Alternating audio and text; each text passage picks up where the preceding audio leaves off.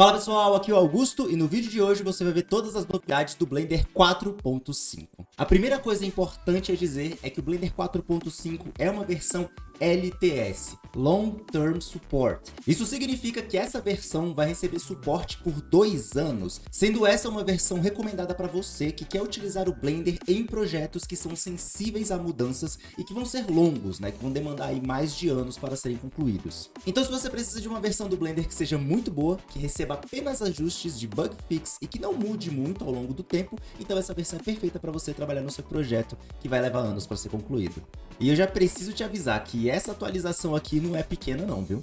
Para começo de conversa, Vulkan está aqui. Vulkan é a nova API gráfica do Blender que vai permitir que o Blender como um todo seja muito mais rápido e mais responsivo. Mas fica ligado, porque se você vai utilizar o Blender com o Vulkan, você tem que ter os drivers da sua placa de vídeo e do seu computador no geral atualizados para garantir que ele vai rodar com 100% de eficiência. Para você ligar o Vulkan no seu computador é bem tranquilo, basta vir em Edit Preference e aqui em System você vai vir aqui no Display Graphics, Backend e você vai trocar de OpenGL para Vulkan. Lembrando que tem que dar restart no Blender, né, para ele poder funcionar, então vou salvar as preferências aqui e após reiniciar o Blender ele já vai estar funcionando com Vulkan. Em resumo, modo turbo ligado. Essa daqui é uma melhoria do Geometry Nodes que é muito massa. Você consegue arrastar para dentro da tela do Blender e importar, segurando e arrastando diversos tipos de formatos de arquivos, não só para 3D Viewport, como era antigamente, mas agora direto para o Geometry Nodes. Então se você tiver até mesmo um arquivo de texto, um bloco 3D em formato OBJ e todos esses formatos aqui que você está vendo, é só clicar, segurar e arrastar dentro do Geometry Nodes, que como você pode ver aqui, ele funciona automático. É só clicar, segurar, arrastar e ele tá dentro do Geometry Nodes, é só utilizar. Menos cliques, mais eficiência, né? Também foi adicionado no Geometry Nodes um novo node que esse precisa ser falado especificamente, que é o node de Set Mesh Normal. Esse node tem um nome convoluto no primeiro momento e você até se pergunta o que diabos que ele faz, mas basicamente ele envia as informações de normal de um objeto para o outro dentro do Geometry Nodes. E por consequência você pode ter resultados como esse daqui. Você consegue pegar uma malha, colocar ela em cima da outra e fazer com que elas pareçam estar fundidas uma na outra, como é nesse exemplo aqui. Perceba que no primeiro objeto é nítido, que são 2 objetos diferentes passando um por dentro do outro, mas utilizando isso, você tem esse efeito aqui, fazendo com que o objeto que recebeu esse set normal pareça estar perfeitamente integrado com o objeto que você está vendo aqui. Então assim, isso aqui é poderosíssimo, porque vai evitar muita modelagem e muita canseira. É só colocar 2 modelos um em cima do outro, combinar com o set normal e acabou, tá tudo feito. Os nodes de Grease Pencil dentro do Geometry Nodes receberam a sua própria seção especial de Grease Pencil e ainda receberam novos nodes, tais como o Set Grease Pencil Color, o Set Grease Pencil Depth e o Set Grease Pencil Softness. Nodes que vão lidar com seus respectivos atributos, né? Se viermos aqui no Geometry Nodes, quando a gente der Shift A, você vai ver que temos aqui o painel do Grease Pencil, onde cada um dos novos nodes aqui do Grease Pencil estão sendo organizados. Então já sabe, né? Com o tempo isso daqui vai ficar enorme, já tô até esperando. E ainda dentro do Geometry Nodes, porque sim, foi muita coisa pro Geometry Nodes, a gente tá falando de todos os novos nodes que foram adicionados aqui, e assim, é muita coisa, muita possibilidade, é simplesmente bizarro. Mas só para você ver alguns aqui, nós temos o Camera Info Node, que permite que você extraia as informações da câmera para poder trabalhar no Geometry Nodes e fazer efeitos mirabolantes. Você tem o Instance Bounds para você poder fazer uma instância daquilo que está cercando o objeto, pode ser um Bounding Box. Além de todos esses outros nodes aqui que deixaram o Blender ainda muito mais potente no que diz respeito a Geometry Nodes. E bom, no primeiro momento tudo isso parece ser muito linguajar técnico, mas quando você coloca isso na arte e vê o que a comunidade consegue desenvolver utilizando esses nodes, eu acho que dá para entender porque que todo mundo fica muito animado. Com esses novos nodes, animações como essas aqui se tornaram possíveis sem utilizar uma gota de simulações. Nada disso daqui é simulação de fluido. Tudo isso daqui está sendo feito com o Geometry Nodes, utilizando os nodes que a gente está falando aqui, além dos nodes que já existiam. Sério, isso daqui não é simulação, entenda isso, não é. Fora isso, os Geometry Nodes também foram reorganizados e a aparência deles foi melhorada no geral, para eles ficarem mais compactos e mais bonitos mesmo, visualmente mais claros. Se você quiser todos os detalhes a respeito desses updates, o link para você conferir cada pedacinho desse update tá aqui embaixo na descrição, tá bom? Então se tiver algo em particular que você se interessou, clica no link e dá uma olhada lá. Vamos falar de desempenho? Esta versão do Blender, a 4.5 LTS, ela está muito mais rápida do que as suas versões anteriores, porque agora ele está utilizando tecnologia que deixa a leitura das texturas muito mais rápidas, Vulkan, né, só para dizer uma delas, e agora ele tem isso daqui, que é a compilação de shaders em multithread. Isso aqui simplesmente divide o cálculo dos shaders pelos vários núcleos do processador e faz com que a coisa funcione muito mais rápido, né? Como eles mesmos mostram aqui no gráfico, o Blender ele é quase 50% mais rápido em abrir e quase 50% também mais rápido em carregar as texturas.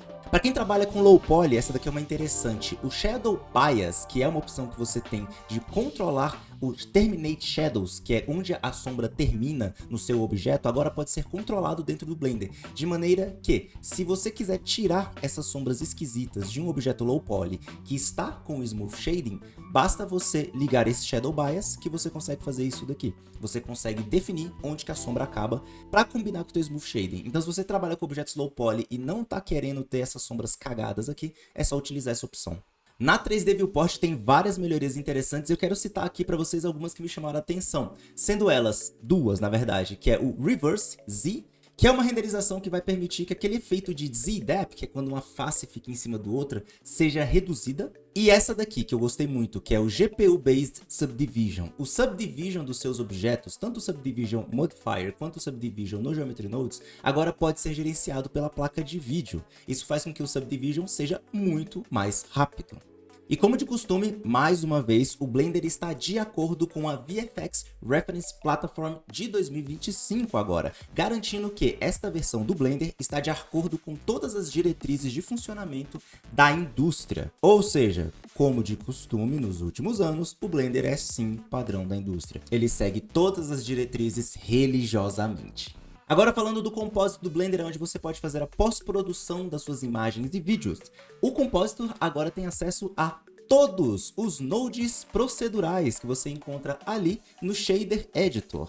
Isso quer dizer que agora você pode utilizar uma Noise Texture para poder criar um efeito de Film Grain, assim como você pode colocar Brick Texture, Wave Texture, fazer o que você quiser com essas texturas procedurais, só que na pós-produção.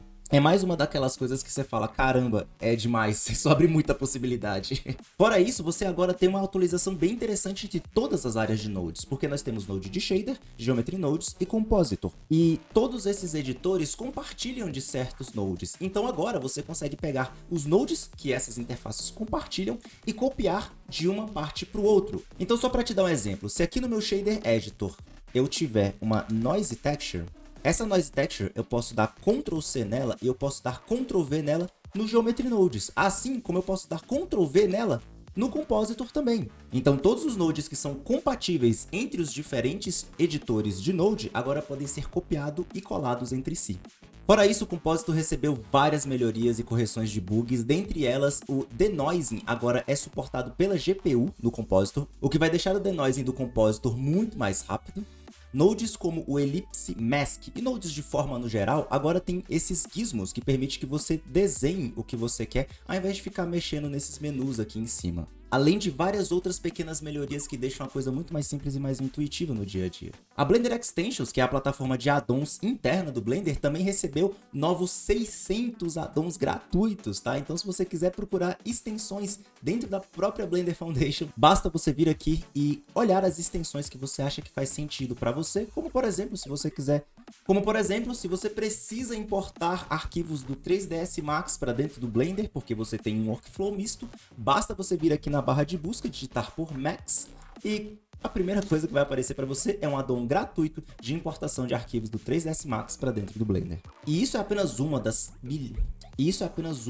milhares de extensões que estão sendo postadas aqui gratuitamente todos os dias. O Grease Pencil recebeu um tratamento especial, onde agora quando você renderiza o Grease Pencil, você tem a saída do Grease Pencil direto no Render Layers, permitindo que você possa ligar, desligar, modificar a opacidade na pós-produção da renderização com as suas layers do Grease Pencil separadas. Isso é ótimo para você cuidar dos detalhes finais, sabe? Tipo, fazer uma edição só nas linhas. Se você for nos render passes, você vai ver que você tem total controle, tanto dos render passes aqui em cima no data, quanto nos filtros, tá? Que você pode ligar também para ter isso daqui, que é uma render layer com o teu Grease Pencil separado. Ainda no Grease Pencil foi adicionada a opção de SSAA, que é um super sample anti-aliasing, né? Tipo, a gente conhece esses termos de videogames que eles servem para deixar as bordas dos jogos mais suavizadas, ao invés de ficar aquelas escadinhas dos cantos, né? E se você ver aqui por padrão, fica cheio desses tracinhos, né? Esses tracinhos aqui que são os aliasings que a gente fala. Se você utilizar o novo SSAA, você vai ver que esses tracinhos ainda existem, mas eles são bem suavizados, né? Em vez de ser aquela coisa bem marcada, ele meio que subdivide esses tracinhos. E se você usar os dois ao mesmo tempo, você vai ter ainda mais suavidade. Só que mesmo a Blender Foundation alerta, né? Toma cuidado porque isso pode deixar a imagem borrada, então usa com sabedoria. Essa aqui foi uma mudança muito boa para a parte de UV Mapping. Agora, quando você tem um objeto selecionado dentro do Blender, você vai ver o UV Mapping aparecendo automaticamente no modo de objeto. E você pode ver várias UVs, uma por cima da outra, mas a UV do objeto selecionado como objeto principal, que é o objeto ativo, como a gente fala no Blender, a seleção amarela, sempre vai aparecer com uma opacidade maior, para você saber que aquele é o objeto ativo que está sendo selecionado antes de todos.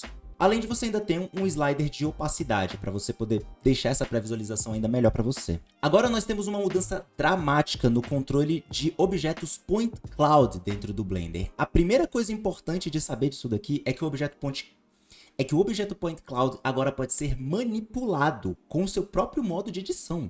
Então aqui dentro do Blender normal eu posso dar Shift A, eu posso vir aqui em Point Cloud e você vai ver esse objeto aqui aparecendo. Antigamente você precisaria fazer o carregamento, né, de algum objeto Point Cloud utilizando essa tecnologia. Mas agora, se você vier aqui em cima, você vai ver que ele tem um Edit Mode. Então, se apertar a tecla Tab, eu consigo selecionar os pontinhos aqui e consigo mexer eles separadamente, um por um, tá vendo? Isso aqui traz a possibilidade de, obviamente, você editar objetos Point Cloud do jeito que você quiser, escalonar, modificar, enfim, o céu é o limite, né? Fora que eles estão muito mais leves e você consegue trazer objetos Point Clouds muito maiores, além de que eles podem ser renderizados com os Cycles da Viewport. Isso é insano, tá ligado?